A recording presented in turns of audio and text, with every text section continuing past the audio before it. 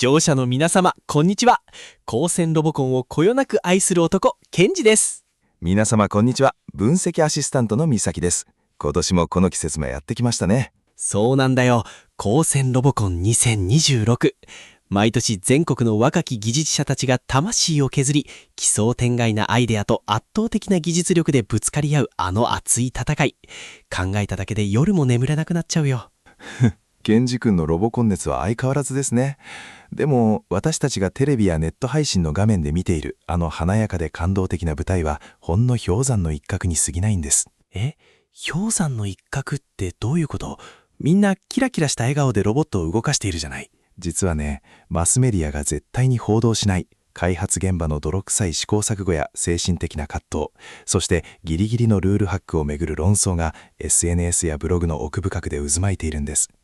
今日は2026年の6月と7月に発信された現場のリアルな生の声を徹底的に分析したレポートをベースに、高先生たちの本当の姿を浮き彫りにしていきたいと思います。まさに開発現場の生の実態と技術的葛藤だな。これはワクワクするね。どんなドラマが隠されているのか、みさきちゃん、じっくり教えてよ。はい、もちろんです。今回は前編通して彼らがどんな壁にぶつかり、どう乗り越えようとしているのかを具体的なエピソードやソースをもとに詳しく紐解いていきます。動画の最後まで目が離せませんよ。それじゃあまずは今回のレポート全体の要点、いわゆるエグゼクティブサマリーから教えてもらえる？全体としてどんな発見があったの？今回の言説分析から明らかになった現場の主な実態は大きく分けて4つあります。まず1つ目が6月7月の過渡期における深刻なモチベーション低下と精神的葛藤です。梅雨の時期だし気持ちが沈みがちになるのかな。そうなんです。オフシーズンの基礎研究から実機制作へと移行する中で、想定通りに動かない現実の壁にぶつかり、連日の深夜作業で疲弊していく様子が浮き彫りになっています。そして2つ目が今年のルール最大の目玉であるマスコットと椅子をめぐるデザインと技術の格闘です。ロボットに椅子を取り付けてそこにマスコットを座らせるっていうちょっとユニークなルールだよね。これが単なるビジュアル要素にとどまらず、グレーゾーンを攻めるルールハック論争を引きずり、最終的には超難解な軽量化と保持項の設計という物理的課題に化けたんです。さらに3つ目が地区大会の日程差がもたらす極限の焦燥感。開催時期が一番早いところと遅いところでかなりの差があるんだっけ？その通りです。最速の関東甲信越地区と猶予のある東海北陸地区とではカウントダウンが示す数字が違っていて、その格差が SNS の温度差に直結しています。電源管理も大事ですし、最後の4つ目が前年の高い技術的レガシーをどう引き継ぐかという課題と、発煙発火による即失格を避けるための徹底的な回路保護対策です。なるほど。どれも表舞台のキラキラした紹介では出てこない、本当に技術者として胃が痛くなるような生々しいテーマばかりだね。はい。今回はこの4つの大きな発見についてここから詳しく掘り下げていきますので、視聴者の皆様もぜひ一緒に高先生の脳内を疑似体験してみてくださいね。よし、ここからは各論に入っていくよ。まず6月7月の開発現場って具体的にどういう状況になっているの？多くの高専ロボコン関係者、例えばわらびもちさんのノート、まとめるのが遅いぜ、3ヶ月遅れの2026オフシーズンまとめなどを読んでみると、彼らは新ルールが発表される前のオフシーズン、つまり前年の秋から冬にかけてものすごく地道な仕込みをしているんです。モータードライバーの改良やミニロボットの製作、基板の設計などですね。あらかじめ技術を磨いておいて4月にルールが発表されたら一気にスタートダッシュを決めるわけだ。確実だな。でもそのオフシーズンの成果や4月5月のアイデアラッシュで生まれた理想の設計をいざ実際の競技用機体やと統合して組み立て始めるのがまさにこの6月7月期なんです。そしてここで彼らは現実の壁に衝突します。現実の壁、図面の上では完璧だったのにいざ作ってみたら全然動かないみたいな。まさにそれです。部品同士が干渉したり、強度が足りずにたわんでしまったり、センサーが周囲のノイズで誤作動を起こしたり、 SNS 上には昨日まで動いていたのになぜか今日は一歩も動かない、デバッグの無限ループに入ったという悲痛な叫びがあふれています。この理想から現実へと引きずり下ろされるプロセスがこの時期の現場に特有の苦しさなんです。デバッグが終わらないってなると作業時間もどんどん増えていくよね。彼らの生活リズムってどうなっちゃってるの？ある現役高専生が公開している開発期間中の1週間の生活スケジュールが非常にリアルなんです。平日は授業が終わった放課後から部室の閉館時間ギリギリまで作業。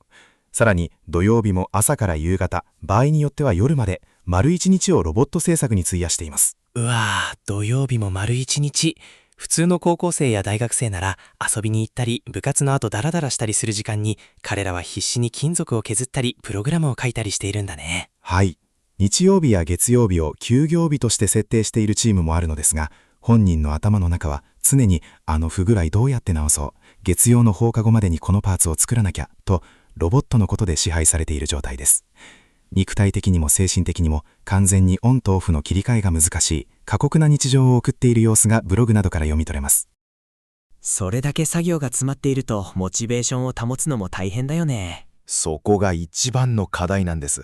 ロボット作りって華やかな動きをする瞬間はほんの一瞬で、その裏には何百本ものネジを締める、配線の被覆をひたすら剥いて圧着する、ひたすらコードのバグを1行ずつ探すといった単調で地味な作業が9割以上を占めています。確かに僕もプラモデルを作るだけでもヤスリがけとか地味な作業が続くと途中で投げ出したくなるもんな。それが巨大なロボットとなると精神的なプレッシャーも相まってさらにきつそうだ。そうなんです。特に経験の浅い下級生メンバーからは、作業が地味すぎて自分が何のためにこれをやっているのかわからなくなってきた、モチベーションが上がらないといった燃え尽き症候群に近い悩みが吐露されています。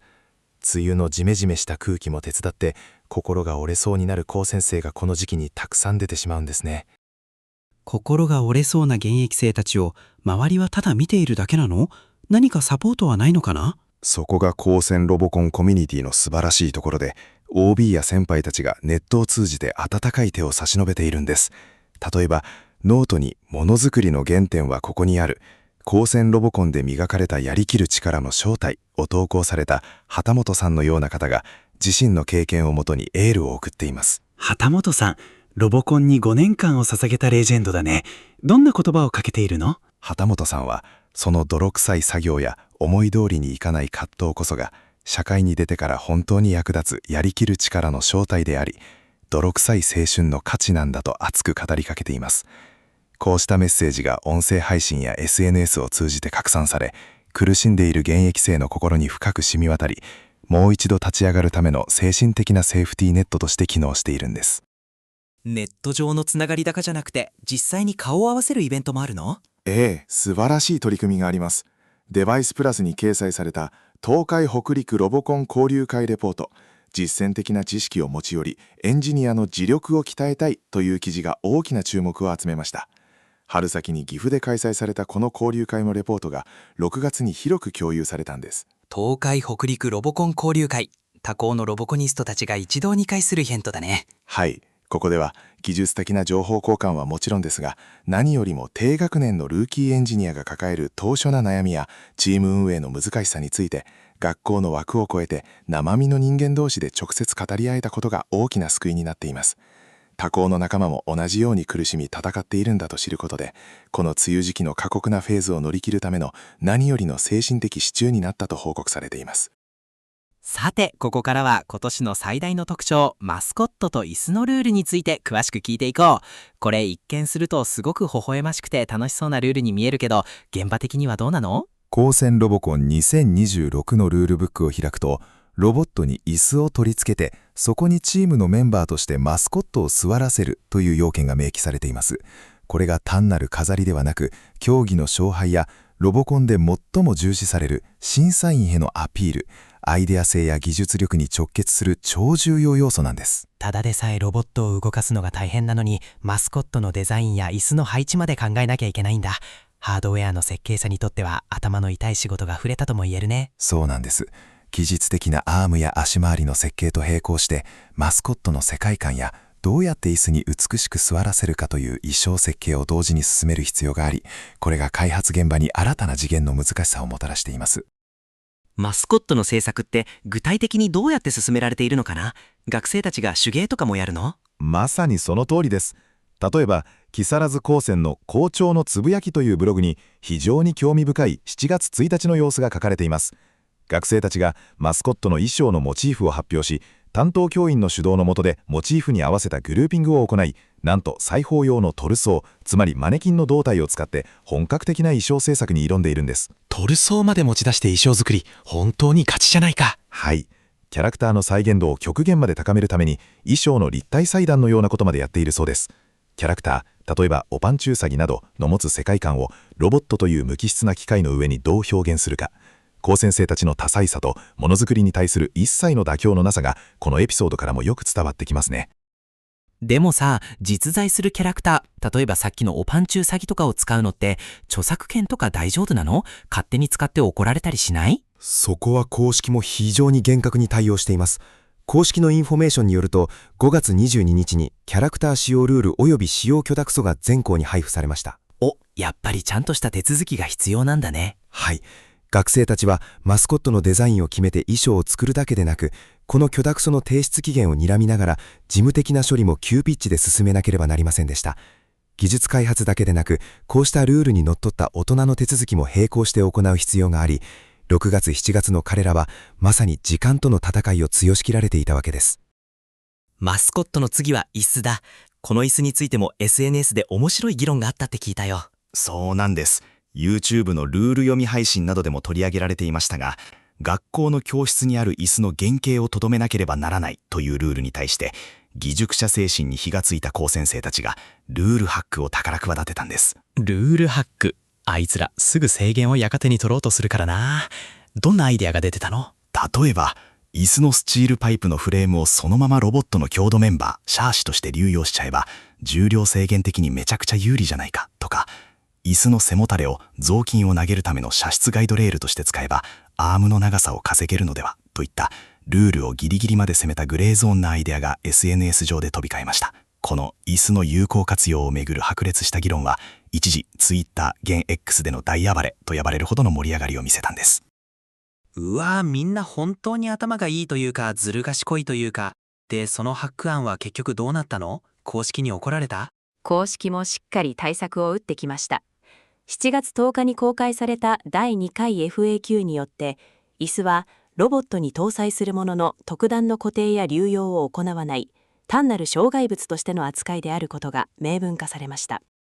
じゃあフレームとして使ったり投擲アームのガイドにしたりするのは完全に NG になっちゃったんだ。そうです。この FAQ の登場によってグレーゾーンを攻めていた数々のハック案は一瞬にして収束へと向かいました。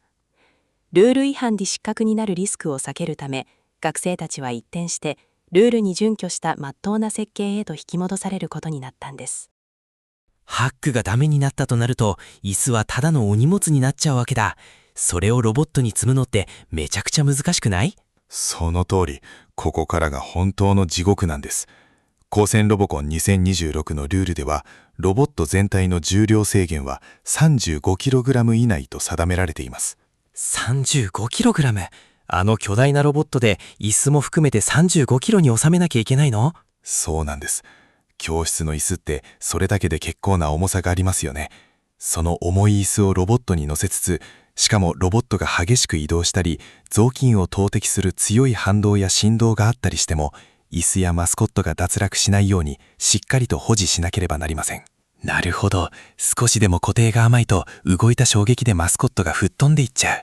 でも頑丈に固定しようとすればするほど固定金具とかで重量が増えて 35kg の制限を超えちゃう。まさにその通りです。いかに余計な重量を増やさずに安全かつ確実に椅子とマスコットを保持するかという極めて現実的で高度な保持機構の軽量化に6月7月の SNS 上では多くの学生エンジニアたちが頭を抱え苦心する様子が多数投稿されていました。重量制限に新ルール対応。そんな中で学生たちのタイムリミットもどんどん近づいているよね。はい。6月下旬から7月に入ると SNS の発信における誤調は明らかに緊迫感を増します。それを象徴するのがコミュニティ内で有志によって共有されている各地区大会までのカウントダウン情報です。カウントダウン、本番まであと何日ってやつか。これ心臓に悪いよね。そうなんです。Yahoo リアルタイム検索でロボコン2026と検索すると、日々何々地区大会まであと何日という投稿がシェアされています。この数字が学生たちに容赦なく残り時間の少なさを突きつけ、現場に巨大な焦燥感をもたらしているんです。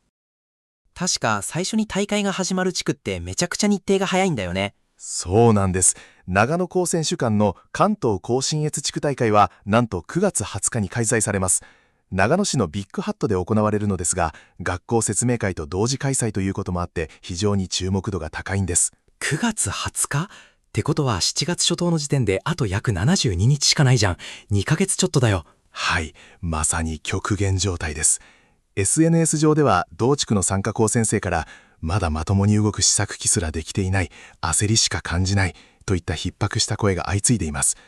この時期の数日の遅れは大会直前のデバッグ時間やテストランの時間を致命的に奪うことになるため、彼らは設計の妥協や機能の取捨選択という苦渋の決断を迫られているんです。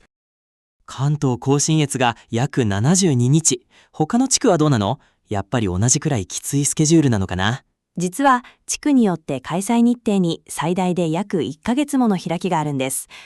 例えば一番最後に行われる鳥羽商船高専主管の東海北陸地区大会は10月18日の開催です。10月18日。関東甲信越と比べるとほぼ4週間も遅いんだ。7月初頭時点で残り約100日もあるじゃん。そうなんです。この約30日間の差は開発現場においては天と地ほどの違いになります。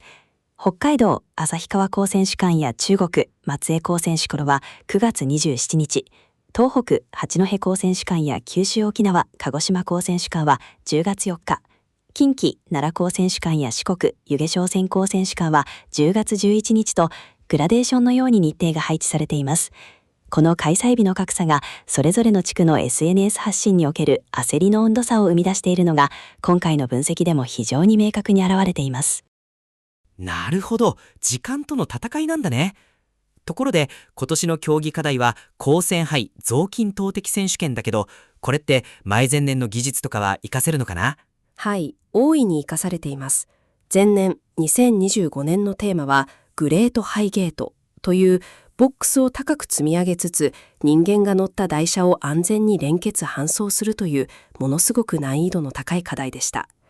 株式会社エリートネットワークのノート2026レポ第38回高専ロボコン観戦記などを読むと、前年の旭川高専や赤高専といった強豪校は搭乗者の体重移動までをもシステムの一部として制御に取り入れるなど徹底した試技の積み重ねで高い再現性を実現していました。再現性、ただ動くだけじゃなくて10回やって10回とも同じように成功させるものづくりの執念だね。その通りです。その再現性をどこまでも追求するという地道なものづくりの思想が今年の雑巾投擲という雑巾の形状や空気抵抗によって軌道がぶれやすい不確定要素だらけの競技においても参加者たちの設計思想に深く息づいているんです。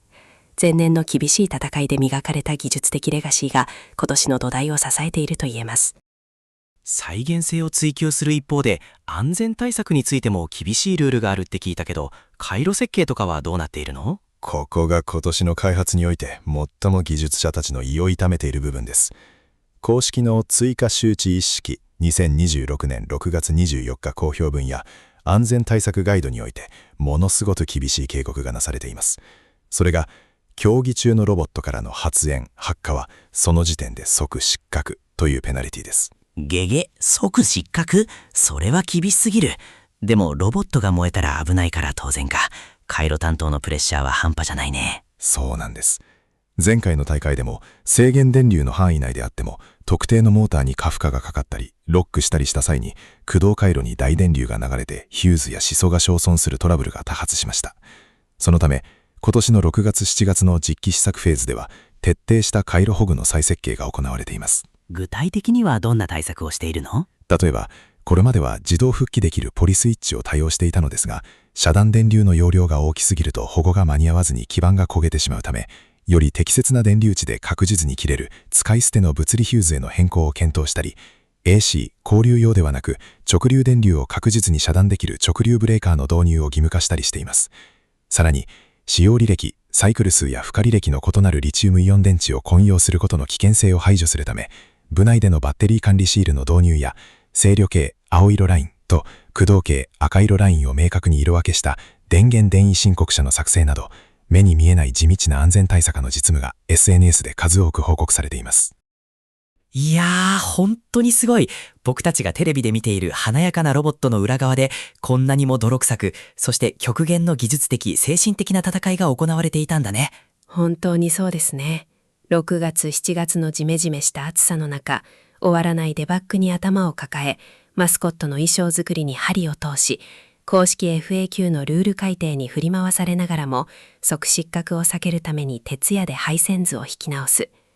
この一つ一つの地道な作業こそが、秋の地区大会、そして両国国技館へと続く道を切り開いていくんです。まさにこれこそがものづくりの原点であり、高専生の魂、エンジニアスピリッツそのものだね。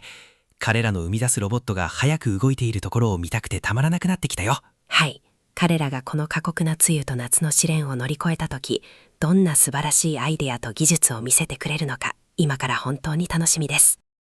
今回の言説分析レポートを通じて、高専ロボコン2026のリアルな現場の熱量が視聴者の皆様にもきっと伝わったと思います。そうですね。彼らの戦いは今この瞬間も全国各地の部室で続いています。私たちもただ結果を楽しむだけでなく、彼らがどれほどの試行錯誤を経てその舞台に立っているのか、その背景にあるストーリーにも注目して全力で応援していきましょう。よし、今年の秋は各地区大会の配信をこれまで以上に熱い目で見守るぞ。視聴者の皆様は今年のルールや高専生たちの奮闘についてどう思われましたか？ぜひコメント欄で熱いメッセージや応援の声を教えてください。高専ロボコン2026、現場の生の声と技術的葛藤をお届けしました。動画が少しでも面白い、応援したいと思ってくださった方は、チャンネル登録と高評価をよろしくお願いいたします。それではまた次回の解説動画でお会いしましょう。ありがとうございました。バイバイ。